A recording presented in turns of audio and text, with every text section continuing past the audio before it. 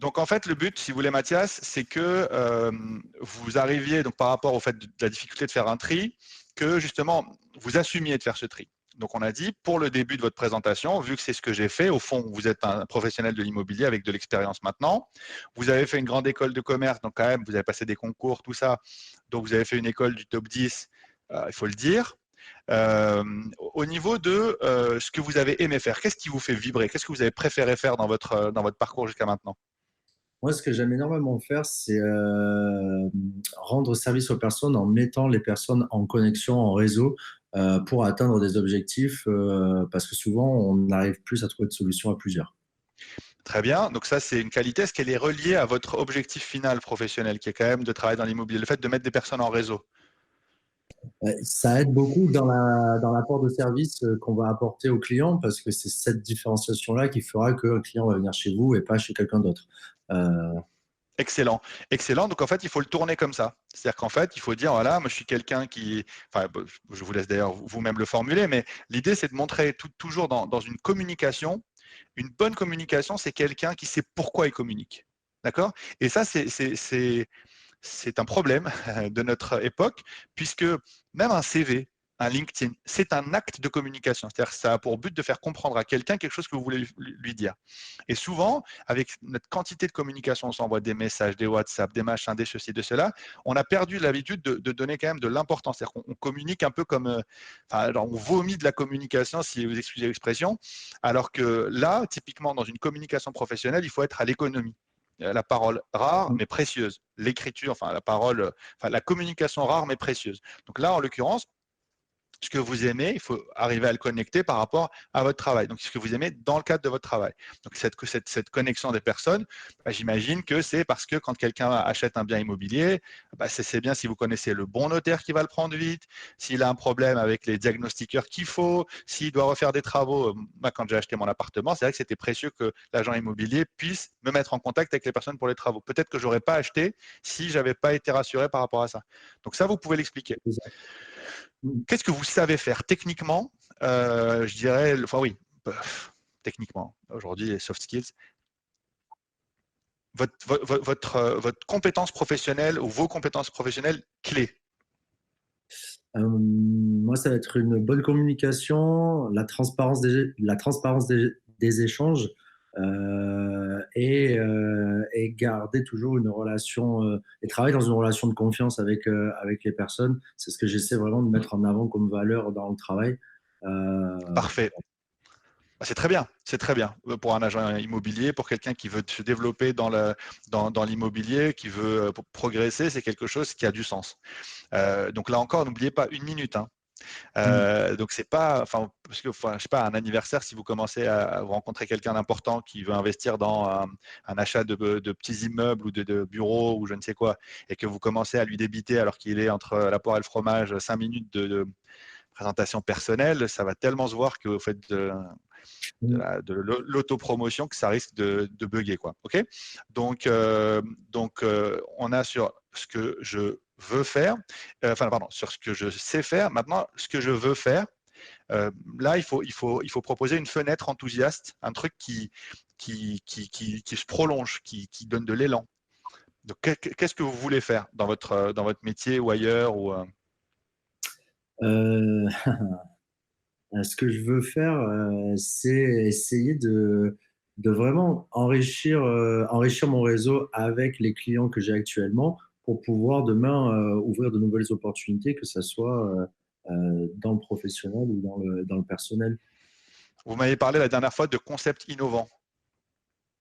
Oui, ben c'est la quête d'innovation dans tout ce qu'on fait. Mais si on reste dans le cadre de l'immobilier, on va dire que c'est la recherche de concepts innovants pour toujours prendre plus de parts de marché avec les clients et les rassurer et augmenter son réseau et sa notoriété. Parfait, très bien. Bah alors, c'est là-dessus qu'il faut partir. Donc, là, je vous propose de faire un petit test, c'est-à-dire, vous avez les trois carrés, enfin les trois carrés, les quatre carrés de 15 secondes. Et donc, vous essayez de faire ça. Alors là, c'est juste un petit test. Après, vous allez répéter tout seul plusieurs fois. Je dirais même peut-être répéter des dizaines et des dizaines de fois. Et ensuite, je ne vous vois pas très bien. Est-ce que c'est mon ordinateur? Oh là là, avec le confinement, la Wi-Fi, c'est pas terrible. Bon, vous m'entendez bien? Oui, je vous entends. Super, nickel. Ok. Bon, alors les personnes qui regardent cette séance nous excuseront, mais il y a beaucoup de monde sur le débit. Donc tous les enfants qui regardent des dessins Oui. animés, désolé, mais vous nous embêtez sur ce coup-là. Bref, le fait est que ce que vous essayez de faire, donc là, relax, juste les 15 premières secondes, on essaie juste de tenir. Je vais regarder sur mon téléphone. Donc, on va regarder, je vais avoir un petit chrono.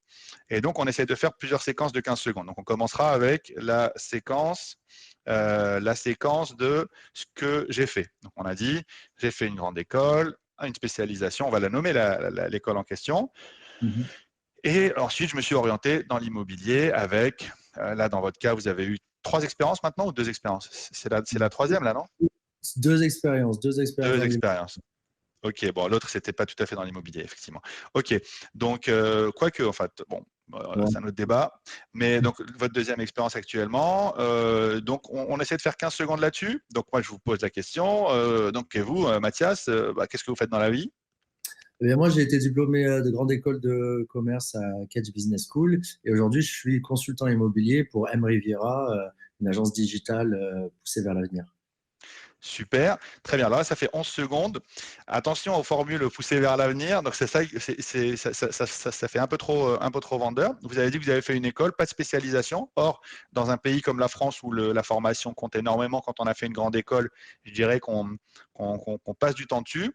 Donc, j'aurais tendance à vous dire, donc, débit normal, hein, c'est-à-dire que même si vous dites peu, vous parlez normalement, pas en sprint. Donc, on peut le cas échéant recommencer. Donc, voilà, donc, je suis diplômé de marketing au sein de Catch Business School, qui est une grande école de commerce. Et donc, j'ai poursuivi par une carrière dans l'immobilier. Et là, je suis dans une agence très digitale dans l'immobilier qui s'appelle machin. OK? Mmh. On est reparti? Allez, on réessaye. À vous. Eh bien, moi, j'ai fait une grande école de commerce à Cash Business School. J'ai en spécialisation marketing et aujourd'hui, je suis consultant immobilier pour une agence digitale qui s'appelle M. Riviera dans les Alpes-Maritimes. Parfait. 14 secondes 53, si ce n'est pas du timing. Super. Donc, l'autre aspect, c'est ce que j'ai aimé faire. Donc là, c'est plus touchy parce que forcément, c'est la partie qui donne envie. Quand on parle de ce qu'on a aimé faire, on a l'œil qui s'allume, on a l'œil vif, le poil brillant. Enfin bref, on est à fond. Et c'est ça qui fait que les gens, enfin, surtout dans une morosité très hexagonale, le fait que quelqu'un arrive en disant bah, moi, j'aime faire ça, j'aime connecter, en plus avec votre parcours, vous avez voyagé partout, tout ça, ça vous rend très intéressant. Et souvent, le réseau, vous savez, c'est assez simple. C'est-à-dire que la générosité est très importante dans le réseau, mais il y a quand même un aspect qui est je m'intéresse à l'autre parce qu'il va m'enrichir, ne serait-ce que personnellement. Donc, tout n'est pas gratuit, tout n'est pas payant non plus. Il ne faut pas être dans la paranoïa non plus, mais il y a quand même ce côté je réseaute parce que c'est un type intéressant. OK? Et souvent, les gens sont dépressifs, même en faisant de l'humour, en fait, au revoir, quoi. Personne, enfin, surtout en ce moment, si on a envie de déprimer, faut regarder les chaînes d'infos en continu. Donc, quand on va à une manifestation sympa, on n'a pas envie de déprimer, ou un salon, même quand c'est pas les manifestations les plus sympas. Bref, donc, ce que j'ai aimé faire, alors, c'est parti. Alors moi, ce que j'ai aimé faire, c'est vraiment de pouvoir mettre en relation les personnes de mon réseau et en intégrer d'autres afin de trouver des solutions à mes clients et à mes partenaires pour me rendre indispensable à leur quête. Très bien.